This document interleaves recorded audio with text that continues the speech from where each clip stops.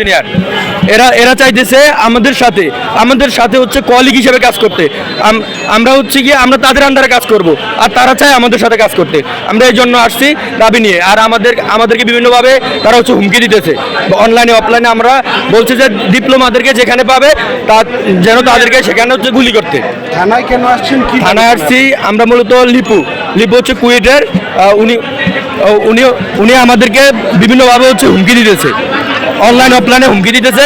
ওই হুমকির দাবি জানানোর জন্য আমরা হচ্ছে জিডি করার জন্য থানায় আসছি। আমরা একটা জাতীয় সংসদ নির্বাচন ঘনাই আসছে। আপনারা জানেন যে তফসিল ঘোষণার পরে দেশে কোনো বিশৃঙ্খলা হওয়ার সুযোগ নেই, তাই না? তফসিল অনেক আগে ঘোষণা হয়ে গেছে, 8 দিন পরে জাতীয় নির্বাচন। এই নির্বাচনকে শুধুমাত্র বানচাল করার জন্য লিপুলিগ চেয়েছে। আপনারা জানেন বুয়েটে 5 সদস্য বিশিষ্ট ছাত্রলীগের কমিটি ঘোষণা হয়েছে, এই লিপুর নেতৃত্বেই হয়েছে। এই লিপু গোপনে থেকে এগুলো করতেছে। এর বিরুদ্ধে আমরা সোচ্চার। ওরা আমাদের মৃত্যুর হুমকি দিতেছে, আমাদের গলা কাটবে, গুলি করবে। হাদি ভাইকে হত্যা করছে, হ্যাঁ, কিছু করতে পারে নাই, বিচার হয় না ভাই এগুলোর। আমরা তাই আগে থাকতে আসছি আইনগত সদস্য। আমি যদি মরে যাই, আমার লাশ মাটি দেওয়ার আগে রাজপথে জানি থাকে, আমার বিচার না নিয়ে যেন আমার মাটি দেয় না। আমার ভাইরে আমাদের বিচার নিয়ে তারপর আসবে। অভিযোগ করছি আমাদের যে মৃত্যুর হুমকি দিচ্ছে, এই মৃত্যুর জন্য আমরা মৃত্যুর হুমকির জন্য একটা জিডি করছি। আমাদের যে অফিসার আছে, অফিসার খুব সুন্দরভাবে আমাদের জিডি গ্রহণ করছে এবং শিক্ষার্থীদের সাথে খুব পোলাইটভাবে কথাও বলছে সুন্দরভাবে।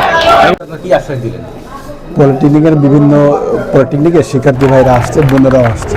ওনাদের একটা দশমীদের দিয়ে একটা আন্দোলন, দীর্ঘদিন ধরে শান্তিপূর্ণ আন্দোলন তারা চালিয়ে আসছিল। এই আন্দোলনের প্রেক্ষিতে তারা তাদেরকে বিভিন্ন দিক থেকে অনলাইন এবং অফলাইনেও হুমকি থেকে আসতেছে বলে আমাকে জানিয়েছে। তো তারা একটা মিছিল নিয়ে আসছিল আমাদের এখানে।